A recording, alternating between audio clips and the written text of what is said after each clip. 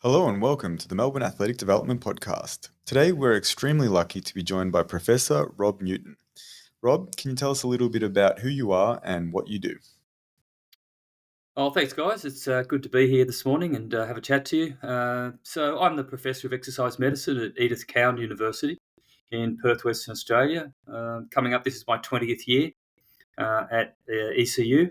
And most of my work, well, pretty much all of my work now is in the application of exercise and medicine in the management of cancer. So, the field of exercise oncology. And I don't do much athlete work these days. The first half of my year, the first 20 years, was in predominantly in high performance biomechanics and high performance athletes. And over the last 20 years, I've focused more and more in terms of the clinical aspects of applying exercise as a medicine. It's interesting you say that because I think one of the things that's most impressive about the broad work that you've done is that there is such a level of continuity that shifts between health and performance. But I think often people don't put that association together. And I think your work has really highlighted that clearly. Um, Particularly in that shift. And was there a reason or something that sparked you wanting to actually go towards working as exercise as medicine or exercise in the health space? Yeah, there was a pretty strong motivation, I think, that, and some would be 27 years ago now. Well, actually, 29 years ago, my father was diagnosed with prostate cancer, and he had a prostatectomy, so the removal of his prostate, and then he had radiation therapy for 6 weeks. And uh, whilst it cured his prostate cancer, he had this overwhelming fatigue, and he just came home and he sat in the sun at the front of the house, and he was retired by then. And I just watched his physical condition decline, and as an exercise scientist, I said, Dad, come on, let's go for a walk, or would you do some weights, or can we go do some sort of physical activity? And he said, no, my doctor told me to rest. And I said, well, we need to talk to your doctor because this is not working. You're getting weaker, and you could see his muscle wasting and his functional capacity getting worse and worse. And but at the time, the doctor said, no, that's fatigue. You're tired. You need to rest and recover from your cancer and the treatments. And I think every fibre of my being as an exercise scientist was that this was wrong. Mm. Humans aren't meant to just sit. And so 2 years later, he died of a stroke. And this is a common sequence that we see in that. I'm not being critical of the medical profession or certainly of his urologists. They were working on their best clinical knowledge at the time, which was that patients with cancer that have fatigue or just going through treatment, have been treatment, need to rest and recover. But of course, all of the other chronic diseases start to take off. And of course, what killed him was cardiovascular disease, or in this case, vascular disease through stroke. And so that was the impetus for me to, we'll say, there's got to be a better way. And so that got me very, very much interested in the applications of exercise as a medicine. Clinical exercise medicine or clinical exercise physiology was not well developed back then, 20, 30 years ago. Certainly, clinical exercise physiologist wasn't a profession. Accredited exercise physiologist, if you like, in Australia didn't exist as a profession. But I just saw the potential there, and I did a postdoc in Pennsylvania and University of Pennsylvania. And I was working with elite athletes. I was working with very, very high-end basketball athletes and volleyball athletes, actually. And some of them ended up in the NBA. Some went on, were playing for the US in the Olympic teams. And I got at that stage. I did run a study with old men, and we looked at applying, I guess, what you call athlete training protocols with these old men. And actually had them. I had them doing jump squats, which was a bit unheard of because back then we are talking almost 20, 30 years ago. It was not.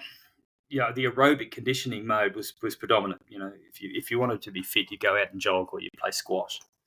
And resistance training was not really being implemented. And it's just quite unusual to implement heavy resistance training with these men. Most were in their 70s, but then to actually have them do jump squats. And we had them doing jump squats with weights. And phenomenal, the actual responses in the neuromuscular system. They become much stronger, much more explosive. And so that got me quite interested in the applications of high performance training and taking those across to the clinical setting. So when I was recruited to Edith Cowan University in 2003, I started to implement exercise programs and trials with patients with cancer. And our first trials were in men with prostate cancer. So that's a long answer to your question, but that's how No, I no, ended up it's working in fantastic to get exercise that oncology. history. Yeah, that's fantastic to get that history because I think it's one of the things that people often confuse the application of training principles as if it changes as you get older. And Jack and I actually recently just recorded a podcast. It was just him and I having a discussion about the fact that there seems to be this weird perception that your adaptability goes to zero as you know, maybe once you get past 60 or 70.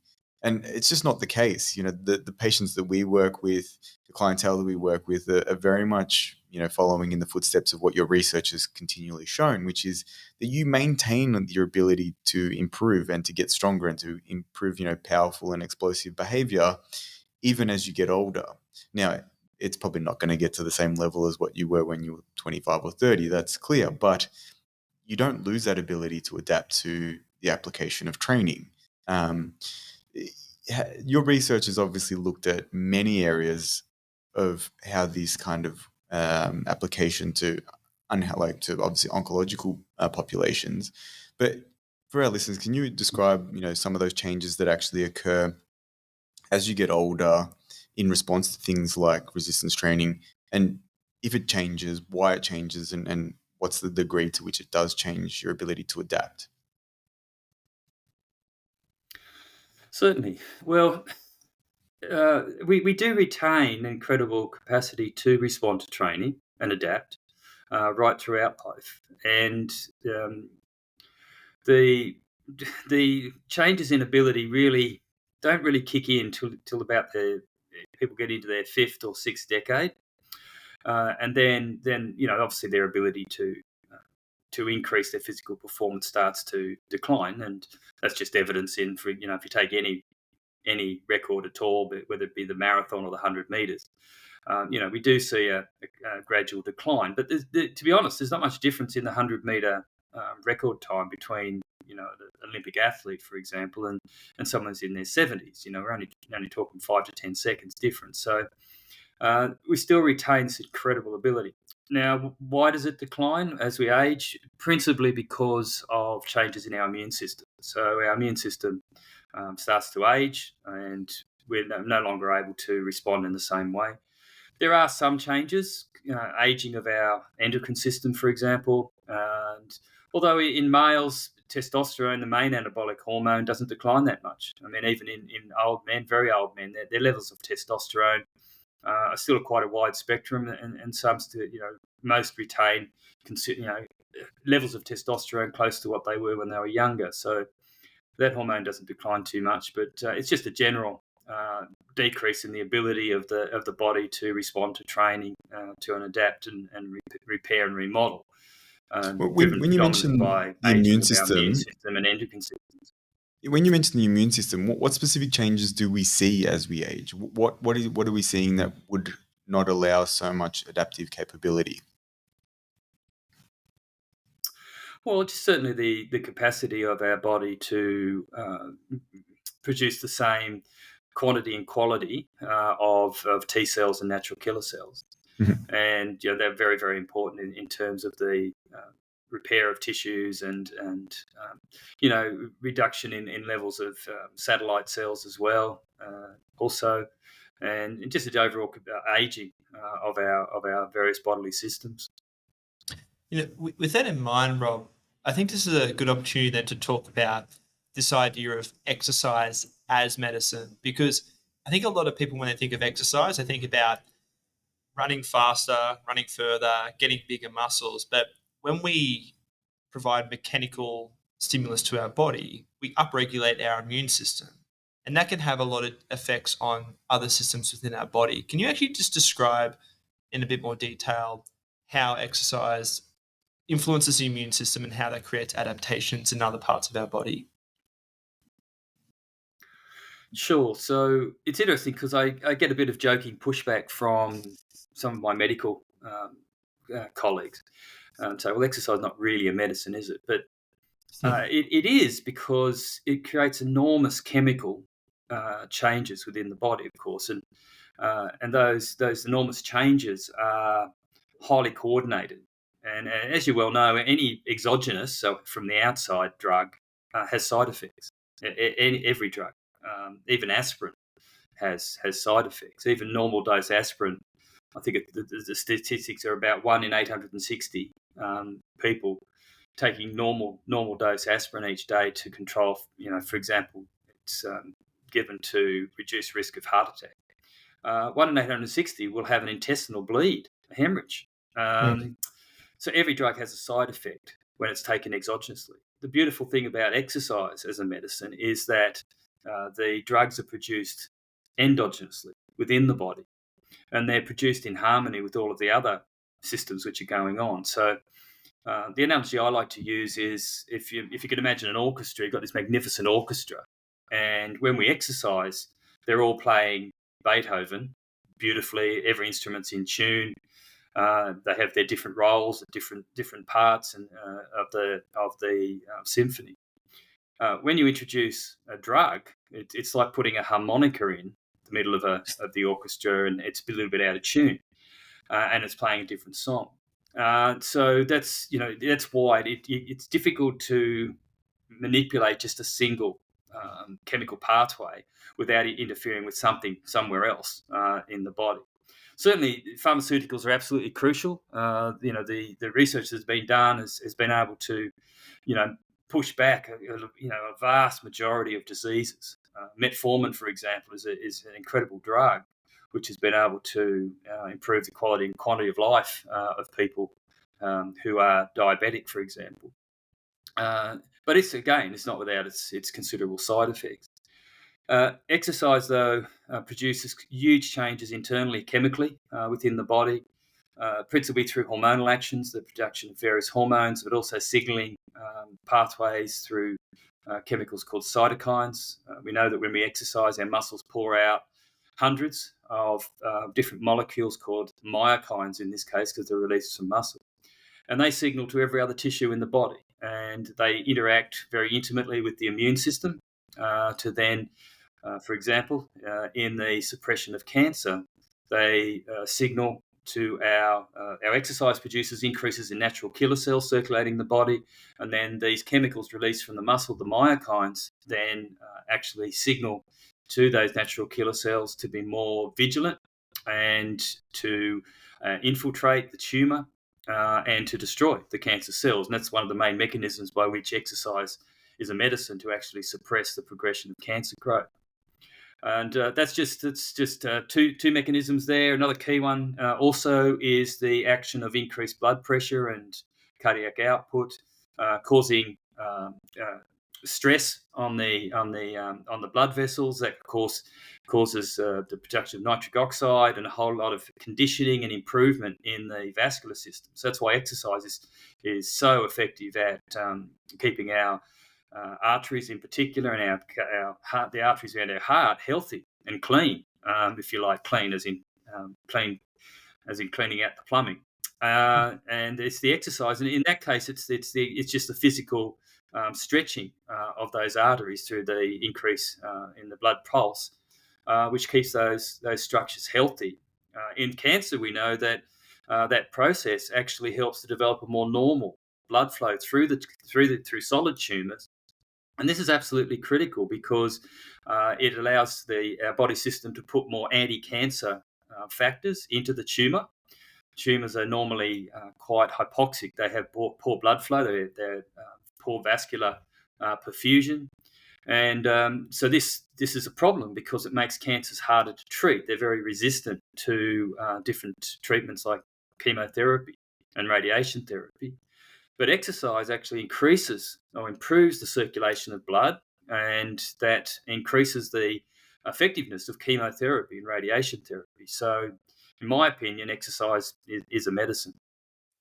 Did you expect that when you started to design the application in this oncological setting? Because that was the thing that surprised me the most. I remember starting to read some of your research, probably in the 2007, 2008, around there, and being really surprised at the effect it was having, as you said, on people's ability to tolerate things like chemotherapy and the effectiveness of it, and how much effect it was having not only just actually on how the person felt and the management of fatigue, but actually the actual response they were having to fighting the cancer itself. Like, was that something that you expected, or was that a nice byproduct of applying exercise with your exercise physiologist kind of hat on, thinking, oh, this will help them actually manage their physical function? Absolutely, totally unexpected. That's such The a cool initial finding. focus of my research, yeah, I mean, it just came out of left field. The initial research that I was doing was purely tried to maintain strength and function in these patients because cancer itself, the disease, and many of the treatments causes loss of muscle mass and function, decrease in physical activity, and then, of course, you have a cascade down. And then, as my dad did, the patient ends up dying of something else, in this case, vascular disease.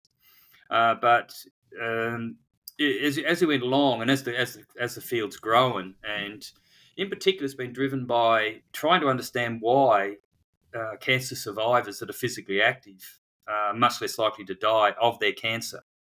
We know that if anyone's more physically active, whether they're cancer or not, they're less likely to die of anything. But what was surprising was research that was published around 2010, where there was an association.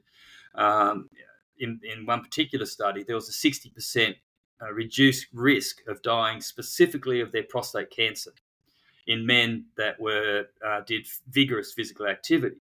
So it was at that point that people went, how the hell does that work?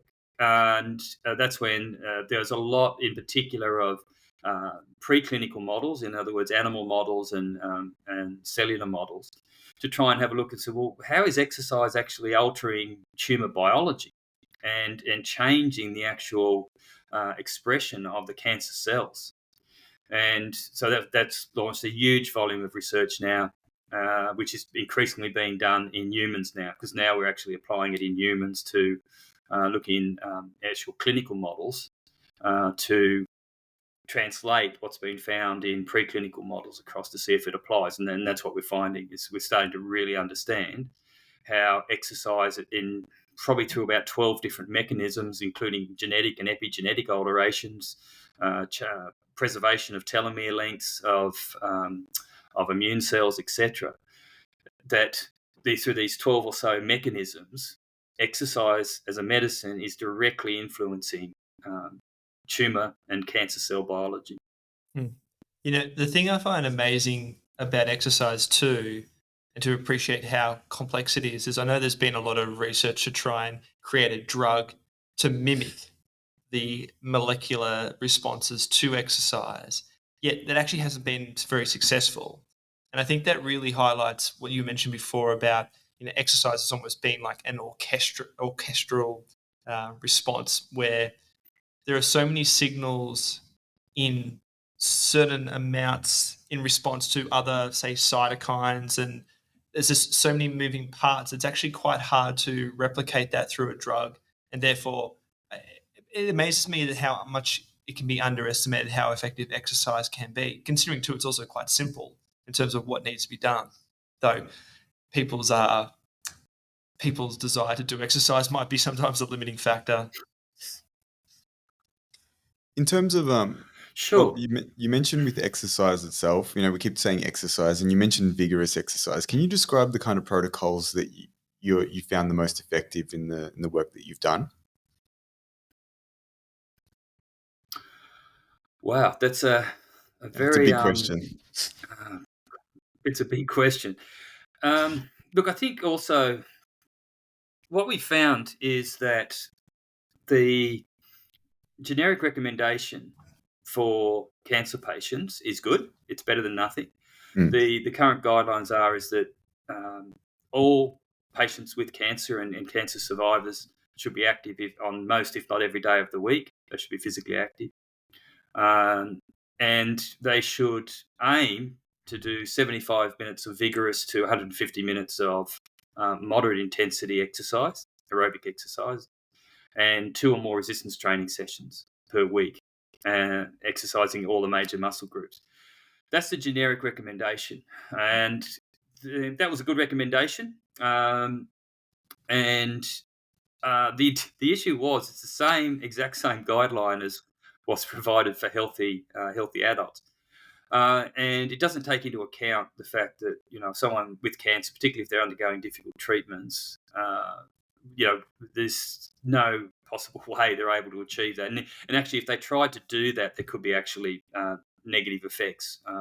Not exactly side effects, but they might have it might slightly compromise their immune system, for example. And so that's when we started to look, well, hang on, you wouldn't do that with an athlete. Well, you don't take an athlete and give them this is a generic program. It doesn't matter whether you're a weightlifter or a marathon runner, everyone gets the same training program. Well, that's nonsensical. You wouldn't, even a layperson wouldn't expect a strength and conditioning specialist to do that.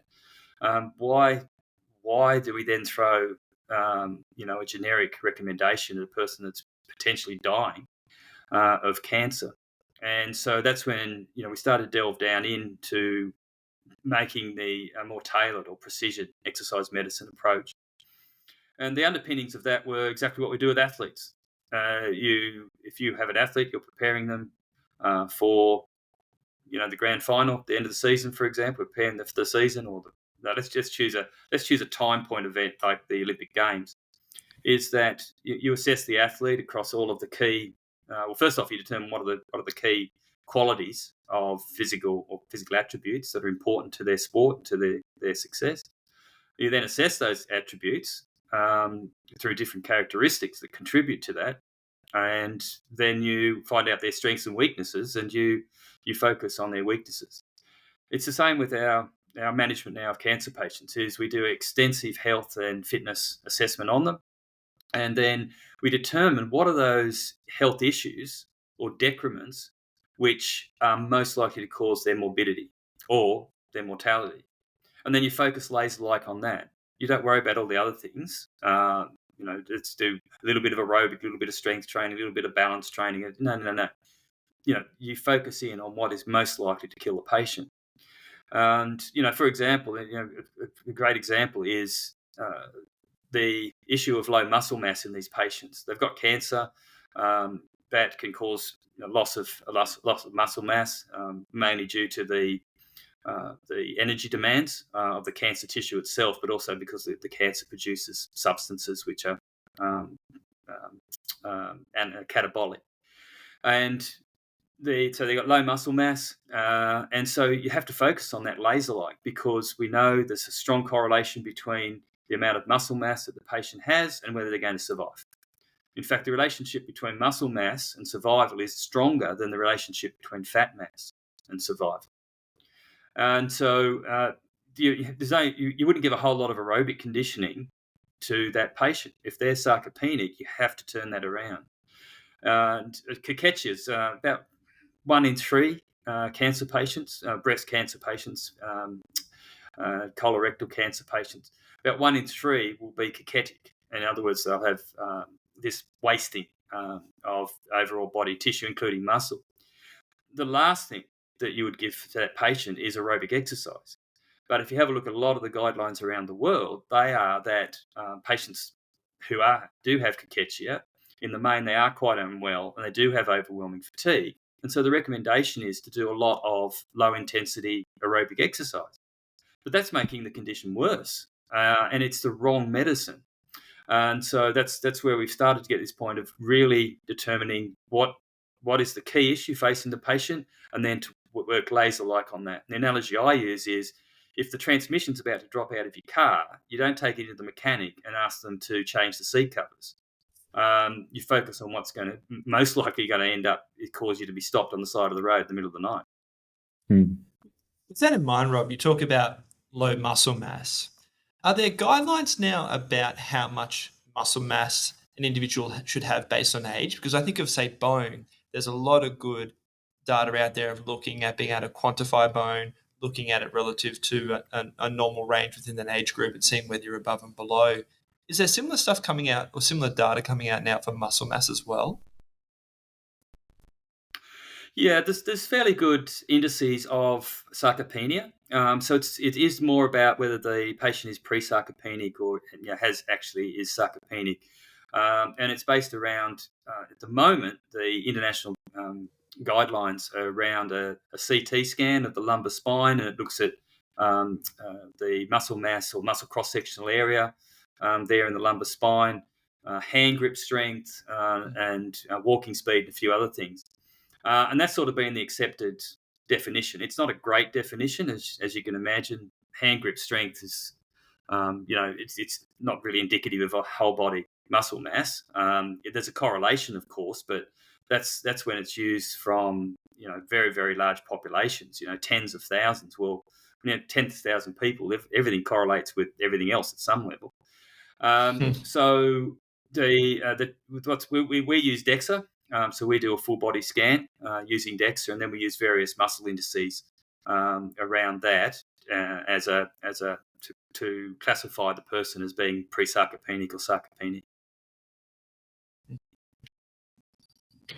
I really like the fact that you brought up the idea of approaching the exercise and training that these people do, whatever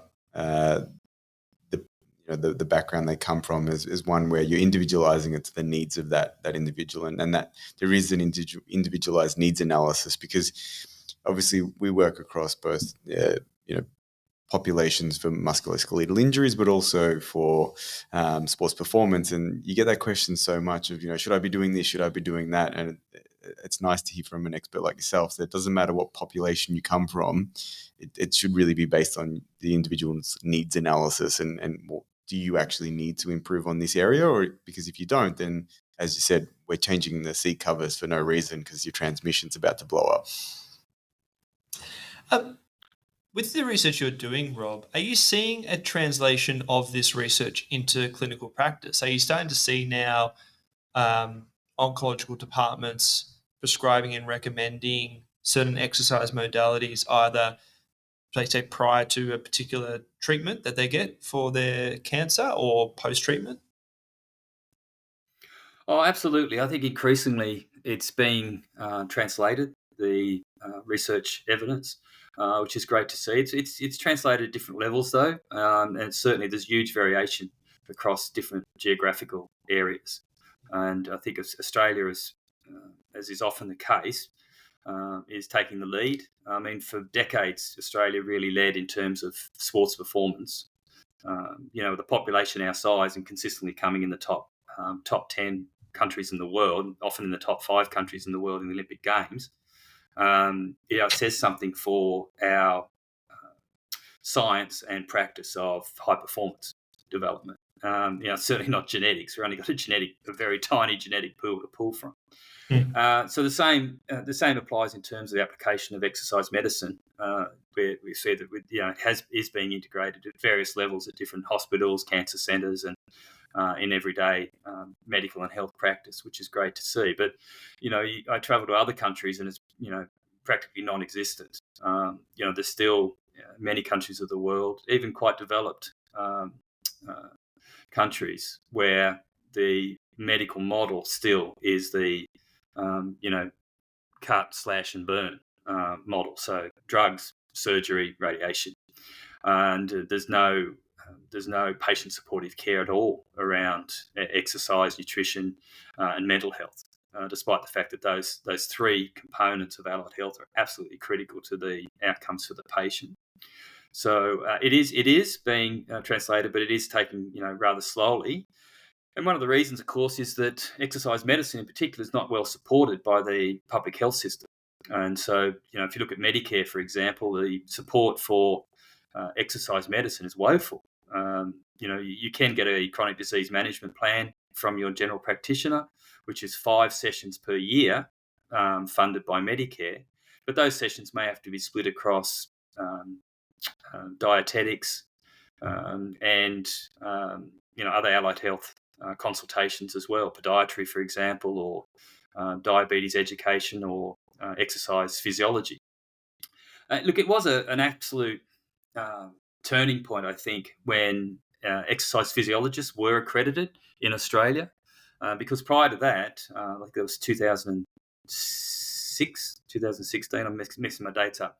But when the Abbott government at the time, Tony Abbott was the health minister, and he actually, after a lot of lobbying, he actually wrote into Medicare law that exercise physiologists would be included.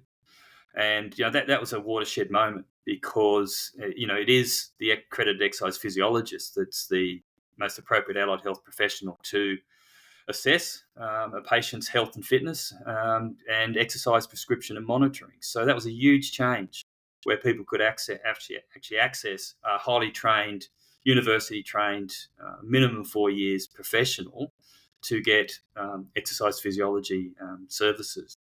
But that's been slow as well. I mean, it's gradually growing now. We have, I think it's 6,000, 7,000, probably up to 8,000 now accredited exercise physiologists across Australia. That's a huge resource to support patients, in particular the management of chronic disease. I'm not, well, I probably am biased, but there's no other treatment therapy on the planet more effective than high-quality exercise medicine for the management of most chronic diseases. Type 2 diabetes, number one is exercise. Diet's exceptionally important, but number one is exercise, and in particular to build muscle mass. That's the fastest way to actually cure type 2 diabetes, and it's the only cure for type 2 diabetes. There's no other. Sarcopenia, we're going to hear more and more about this, because the world is less and less physically active, in particular in lifting heavy things. We don't have to do that anymore. We've got machines to do it. And sarcopenia will be a major disease in the future. We will have an increasing population of humans which have very low muscle mass, creating a whole range of other diseases, because we now know that the muscular system is the largest endocrine organ in the body, and the hormones and cytokines that it produces are absolutely essential to hold chronic disease at bay, in particular diabetes, cardiovascular disease, and also Alzheimer's as well. I'm really starting to get on my soapbox here. Implementing exercise as a medicine is critical. We've got to turn that around. It's the only way. It's the only way that in the short term, until we come up with nanorobots and some of the outlandish things that we're going to have to come up with, we will not be able to turn back the tide of chronic disease until we address it with high-quality exercise medicine, diet therapy, and we get a handle on mental health. Are you optimistic about changes in our healthcare system to address the growing burden of chronic disease? Because so much of the problems that we face now are due to significant changes in our lifestyle, and you've mentioned some of them. Obviously, physical activity is now optional. Diet and most dietary options are typically of very poor quality, and you're seeing an increased burden of chronic diseases as a result.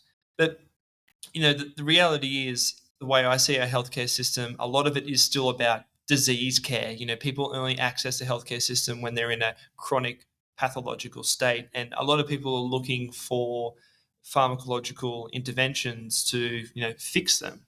Do you see changes at a policy level that are making you feel optimistic about the future, that are actually trying to encourage or implement changes at a societal level for how people can modify their lifestyle and therefore prevent chronic disease?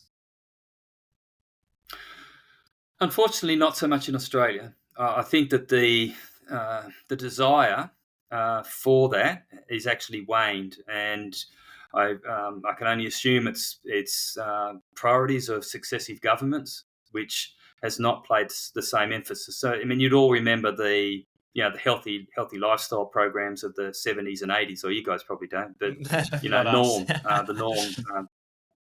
norm programs and things like that, which were very strong messaging across the media about being physically active, eating lots of fruits and vegetables, etc., etc. We haven't had those same programs in a long time, and Australians are slipping into a much more sedentary lifestyle. We're overwhelmed now, of course, by corporate food.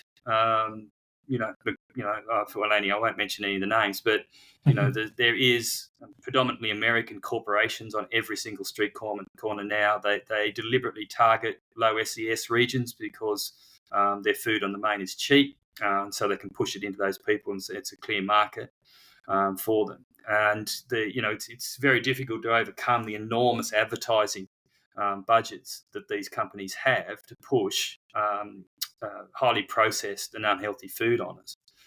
And unfortunately, Australia, I'm not seeing some great work at the moment, despite the best efforts of a whole lot of people, researchers, clinicians as well. I just don't see the same effort being made by government ministers. Certainly, I do see some very, very positive things in other countries.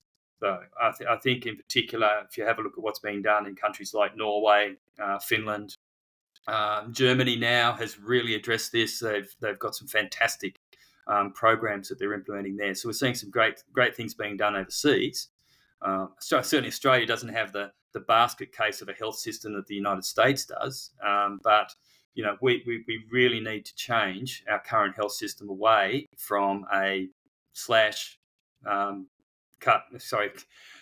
burn and poison model of tertiary treatment to certainly one of prevention, but also the use of exercise as a medicine, diet as a medicine, and we have to get a handle on our major problem, which is now mental health, and we need to pour more resources into that. So, look, I hate to be pessimistic, but I think at the moment I'm just not seeing the desire of government to invest in these things. They're quite happy to throw money at a new drug that might cost $60,000 per year, $100,000 per year for a patient. And don't get me wrong, I think it's important that patients who have, say, a certain cancer get access to those drugs, and that the taxpayer supports that.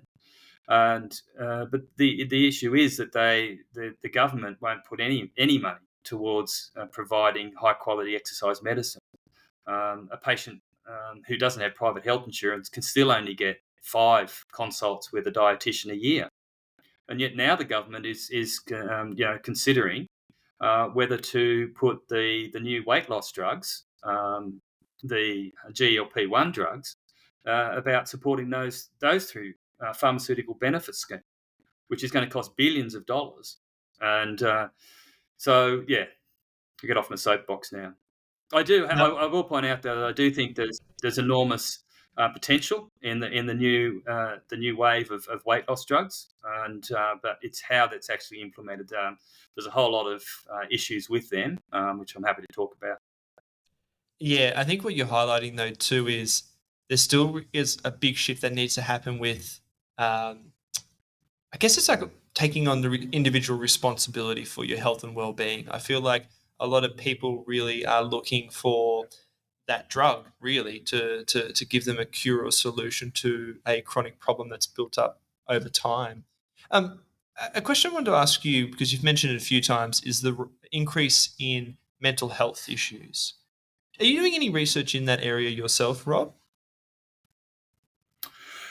We do work a lot with psychologists, and one of our closest collaborators, who is actually here with me for the conference tomorrow, is a psycho-oncologist, and we do because the impacts of cancer and the treatments can be quite substantial on mental health in these patients. And if you take men with prostate cancer, for example, the rate of suicide in those men is very, very high.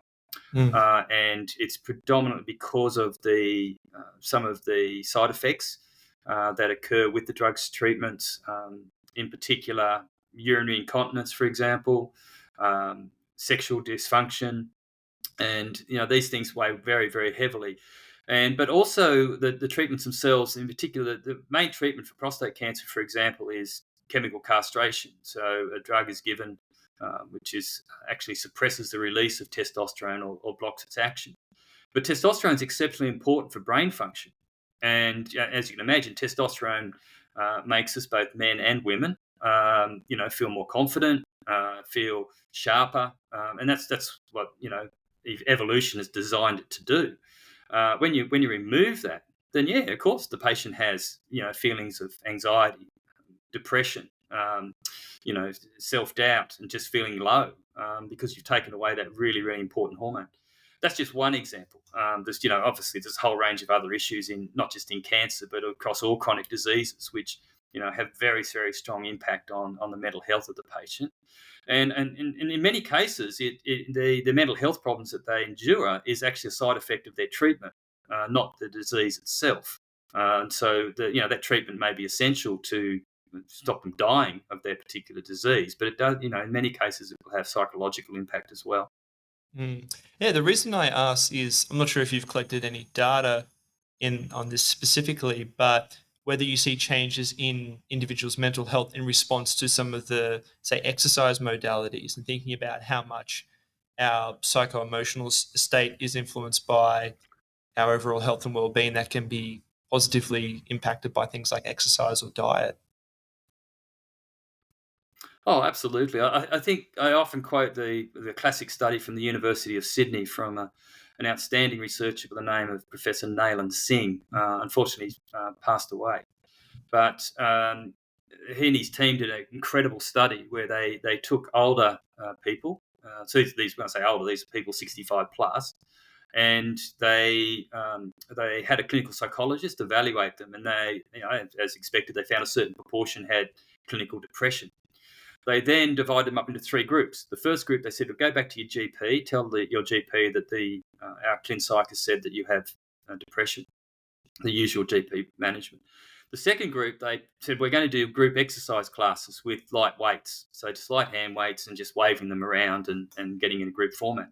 The third group did heavy resistance training, and they did this over a period, I can't remember, I think it was 3 months from memory. And routine GP care, 25% reduction in depression. And that was generally achieved through some form of drug therapy. The group that did light hand weights had a 40% reduction in depression. So just coming along to a group exercise session, the physiological benefits probably weren't that great because they had, they're using fairly light weights. The heavy resistance group had a 60% reduction in clinical depression. And so there's something about lifting heavy things, and it is, it is hormone and it is immune in origin, which is actually causing a considerable medicine, if you like, to push back the depression in these older folk.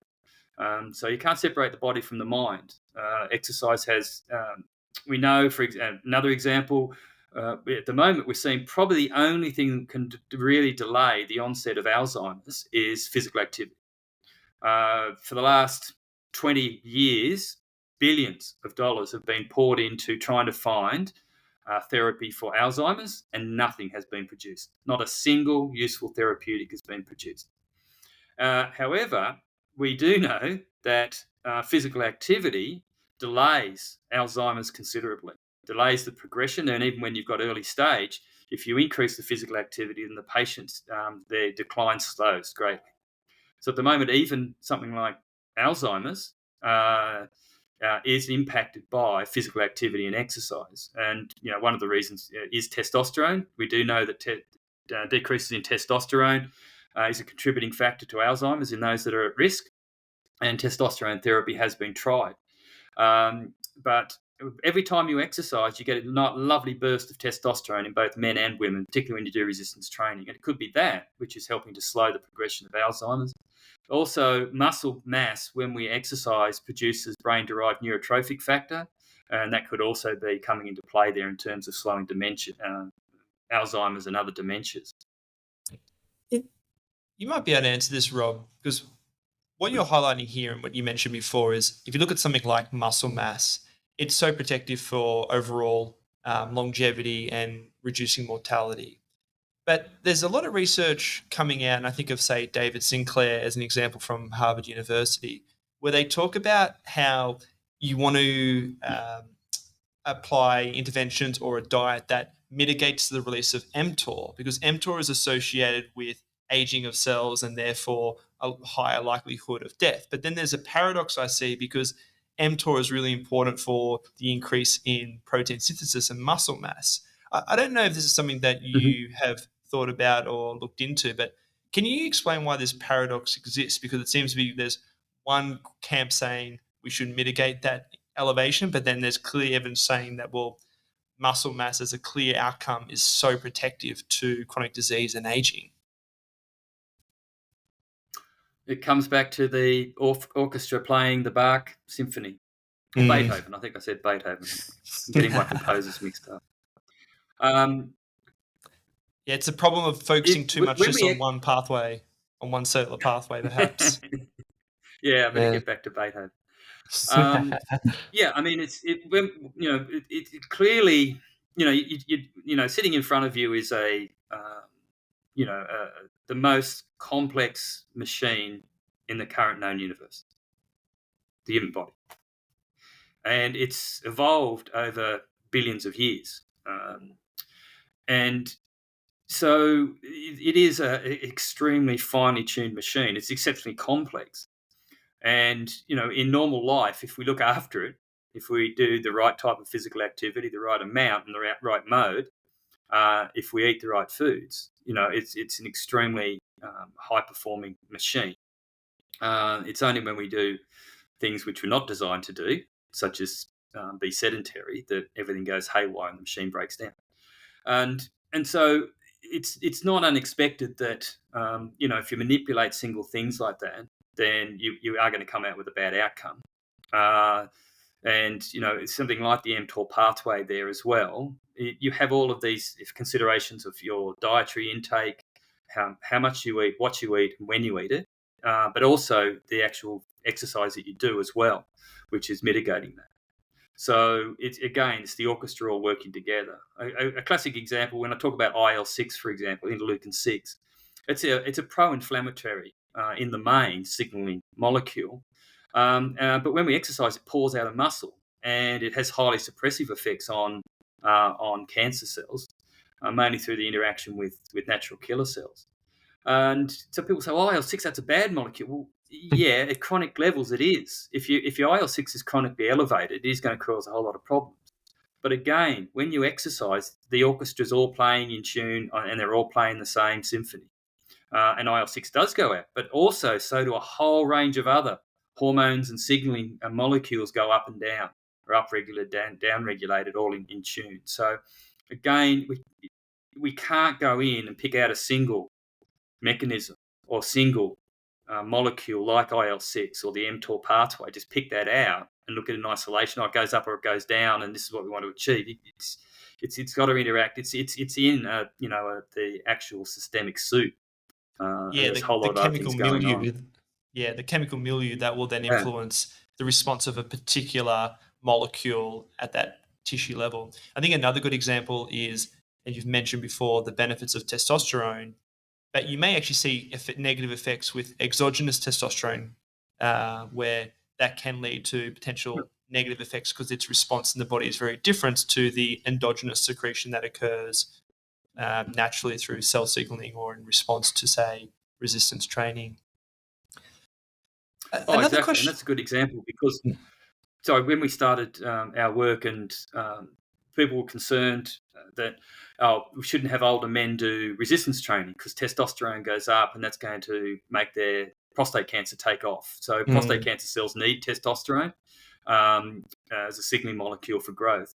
But again, within the orchestra, when we do resistance training, the concentration of androgen receptors on all of our tissues goes up, in particular muscles. So androgen receptors go up. So you have more of a sink for testosterone. So the result is you have actually less testosterone hitting the prostate than a man that's sitting there on his lounge in front of Netflix, whose testosterone is getting poured out systemically. It's got to go somewhere. And so he's got more of it hitting the potential prostate cancer cells. Again, it's a symphony. You just can't pull out a single instrument or insert a harmonica in the middle of it and expect it to work out well. Something you mentioned before too, in the management of chronic disease, but also with cancer, is diet. Is this an area of research that you've done in collaboration or in conjunction with, say, training interventions, or have you looked into other research that has been done in terms of diet to help support the management of individuals with cancer? Yeah, we have from very early on. We were using, continue to use protein supplementation, in particular with our prostate cancer research. So, prostate cancer is the most common non-skin cancer in Australia now, and the main treatment of it is androgen deprivation therapy or chemical castration, reduction of testosterone. That causes catastrophic loss of muscle. And so to counteract that, we have to use highly sophisticated resistance training protocols. So we use the hypertrophy program that you would use when you're trying to produce muscle gain in an athlete, and we apply those. But we also do supplementation with protein, and we supplement to anywhere from about 1.5 to 2 grams per kilogram per body weight of supplementation each day. And that's just to give make sure we've got an adequate protein availability there. So that's the main work we've been doing. We have tinkered a little bit with creatine supplementation as well. We have a very interesting study. One of our PhD students currently is doing a study in breast cancer, and she's looking at fasting mimicking diet whilst patients are preparing for surgery and they're undergoing what's called neoadjuvant chemotherapy. So they're receiving chemotherapy to try and shrink the tumour before they go in for mastectomy for breast cancer surgery. So that's we're sort of delving into that a little bit. I think there's a much more that can be done, and there are other groups around the world doing it. So I think the diet's exceptionally important. I'm not sure I'm a bias again, but for a lot of the morbidities and causes of death in cancer patients, it does tend to be more around exercise medicine as a treatment. We have also done a lot of work, had several trials now looking at caloric restriction. So about 2/3 of men with prostate cancer will be overweight or obese. This is a problem. If they're going to go for surgery, it creates a whole series of problems, as you can imagine. Trying to remove a prostate, a piece of tissue about the size of a walnut, and you're trying to remove it from a man who is obese makes the surgery much more difficult. And so we are looking at rapid weight loss in these men, and the combination of that with resistance training to try and prevent the muscle mass that always occurs. So whenever you try to induce fat loss through dietary restriction or through bariatric surgery or through the new weight loss drugs, the latest weight loss drugs like Wegovy, Ozempic, etc., then the problem with that is that you reduce their caloric intake to the body, but you also lose muscle and bone along with fat. And for a cancer, or for anyone, that's a problem. But for a cancer patient, it's a huge problem because of the strong relationship between muscle mass and their survival outcomes.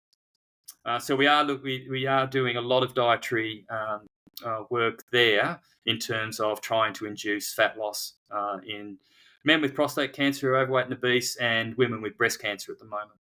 On the other side of things, we also have done some dietary work.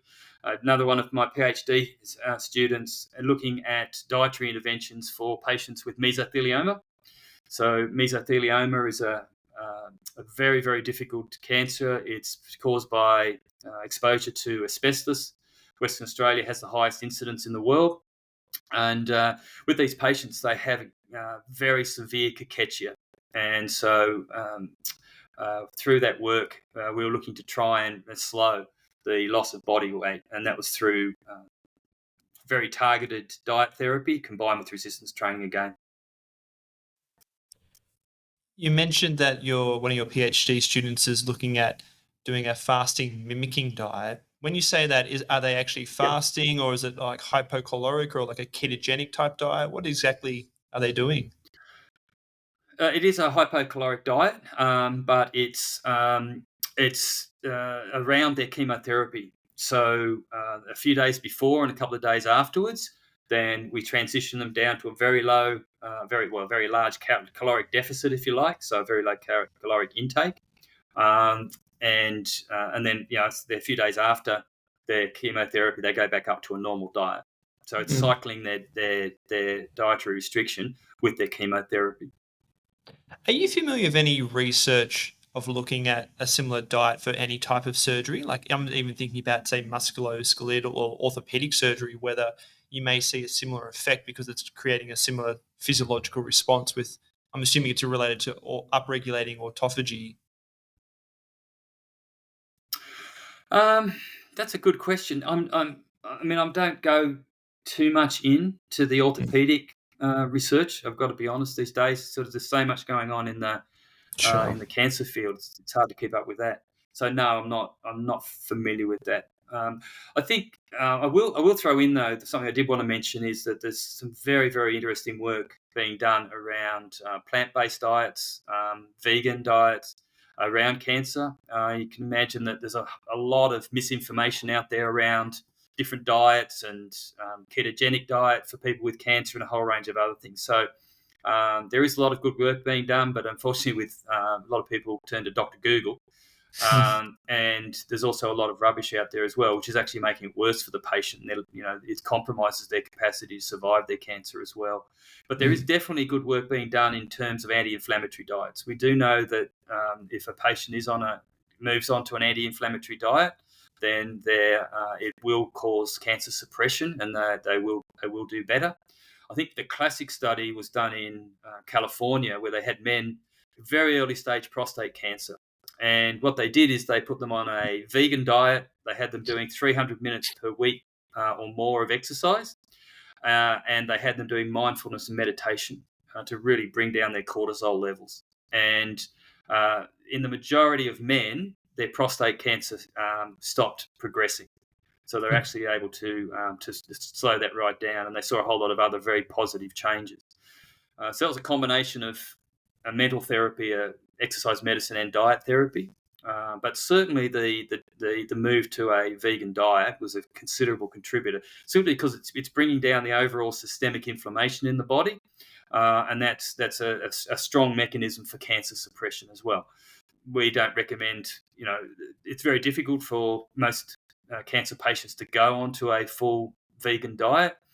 What we recommend to our patients is predominantly their diet should be whole food, plant-based. If it comes in a packet or a box, just don't eat it. Yeah, exactly. Take out Again, processed it's just food. Trying to bring their level of systemic inflammation down. Yeah. You've got to get your inflammation down. An inflammatory status is not normal. We do have a vast proportion of the population now who have low-level systemic inflammation. And the reason is because they're sedentary and the food that they eat, and also the fact that they might be quite stressed and anxious. So their body is in a flight and fight condition continuously. And then so all of the inflammatory responses are in place. They're in action. And that is a very pro-cancer environment. That's an environment that cancer cells love because they're getting the hormones they need, the signaling they need, or everything they need to grow much, much faster and divide, and for the tumor or the cancer cells to really take off. A question we like to ask our guests, Rob, is whether you're learning or reading anything in particular outside of your professional work that's sparking your curiosity. Wow. I spend way too much time reading American politics, so I need to stop doing that because it's making me stressed, particularly for next year, 2024, with the presidential election coming up. So I spend way too much time. But I lived in, my wife and family and I lived in, my family and I lived in the US for such a long time, and we had residency and things like that. So it does feel like sort of like home. So I spend too much time reading about all the shenanigans going on over there in US politics. It seems like a basket case. That won't reduce your stress, Rob. What else do I like to read? No, it's not reducing my stress at all. I need to stop doing that. Oh, look, I'm pushing really hard. I know you're spending a lot of time in Italy at the moment. I'm really working on my Italian. So that's a great interest of mine. I just really want to learn Italian. I'm hopeless at languages. Being an Aussie, I'm just monolingual. But I love Italy. And I'm going over there. Next year, I'll be there for 2 months, actually, doing some work at the University of Verona. And hopefully I'll be able to really boost my Italian language skills up. Yeah, great. But I like to read everything. I'm an avid reader. I like to read theoretical physics and things like that. I love Brian Greene and what's his name?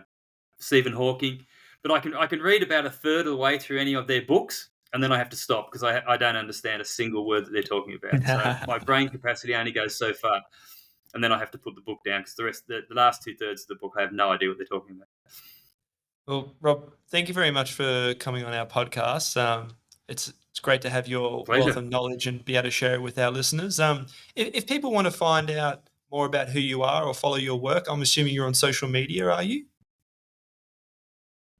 Yes, so I use Twitter or X, formerly Twitter, and I'm also on Instagram. I post there regularly, but I'm finding now the main social media I use is LinkedIn. So I post a lot on LinkedIn, and of course, if you just reach out, if you just search for me at Edith Cowan University, then I always welcome emails. I get emails from all over the place, and it's great to get emails. In particular, I like to get emails from members of the public who are just asking questions about exercise as medicine. Yeah, great. Well, thank you very much for coming on the podcast, Rob. Pleasure, guys. Enjoy your weekend. I'm going to go get on with my day in Hong Kong. Thank you. All right. Cheers. All See you right. later.